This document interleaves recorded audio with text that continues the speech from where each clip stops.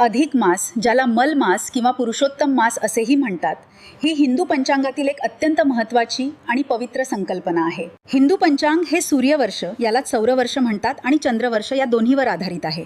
सूर्यवर्ष सुमारे 365 दिवसांचे असते. चंद्रवर्ष सुमारे 354 दिवसांचे असते. या दोन्ही वर्षामध्ये दरवर्षी सुमारे 11 दिवसांचा फरक पडतो. हा फरक भरून काढण्यासाठी दर 32 महिने 16 दिवस आणि 4 घटीनी अंदाजे दर 3 वर्षांनी पंचांगात एक जादा महिना जोडला जातो. याच अतिरिक्त महिन्याला अधिक मास म्हणतात. या महिन्याला आधी मलमास म्हटले जायचे आणि यात कोणतेही मंगल कार्य होत नसल्याने या महिन्याने भगवान विष्णूंकडे धाव घेतली. तेव्हा भगवान विष्णूंनी या महिन्याला आपले स्वतःचे नाव दिले, पुरुषोत्तम मास. त्यामुळे या महिन्यात केलेल्या भक्तीचे अनंत पटीने फळ मिळते. अधिक मासात मुख्यतः व्रत, नियम, दान आणि उपवास यांना प्राधान्य दिले जाते. या महिन्यात खालील व्रते आणि नियम पाळणे अत्यंत फलदायी मानले जाते. महिनाभर एकभुक्त राहणे, दिवसातून एकदाच जेवणे किंवा शक्य नसल्यास उपवास करणे. या महिन्यात घरामध्ये, मंदिरात किंवा नदीकाठी दीपदान करण्याचे, दिवा लावण्याचे मोठे महत्त्व आहे.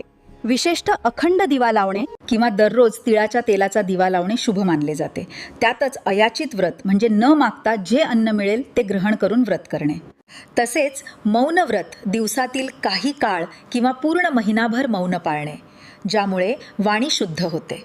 या महिन्यात 33 अनारसे किंवा 33 पुऱ्या तांब्याच्या पात्रात ठेवून त्यावर दिवा लावून ते धोंडावाण म्हणून जावयाला, ब्राह्मणाला किंवा गरजूला दान दिले जाते. 33 ही संख्या कोट्यवधी देवतांचे प्रतीक मानली जाते. अधिक मासाला पुरुषोत्तम मास म्हटले जात असल्यामुळे या महिन्यात श्रीमद भगवद्गीतेचा 15वा अध्याय वाचला जातो, ज्याचे नाव पुरुषोत्तम योग असे आहे. पुरुषोत्तम योग या अध्यायात भगवान श्रीकृष्णांनी संसाराचे स्वरूप, अश्वत्थ वृक्ष आणि उत्तम पुरुष म्हणजेच पुरुषोत्तम यांचे अत्यंत सुंदर वर्णन केले आहे.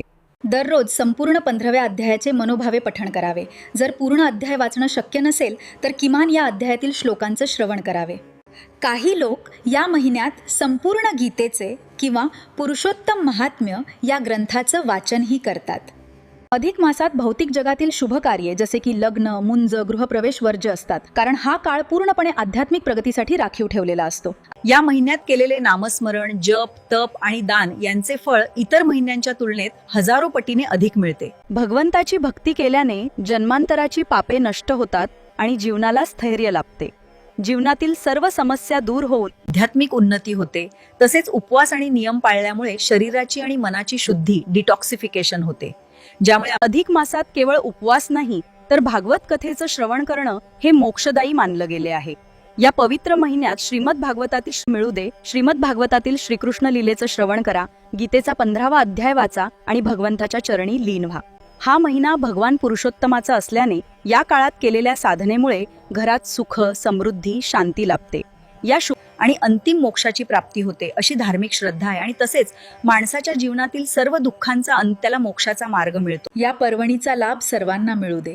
सर्वांनी मिळून म्हणू, कृष्णाय वासुदेवाय हरे परमात्मने, प्रणत क्लेशनाशाय गोविंदाय नमो नमः.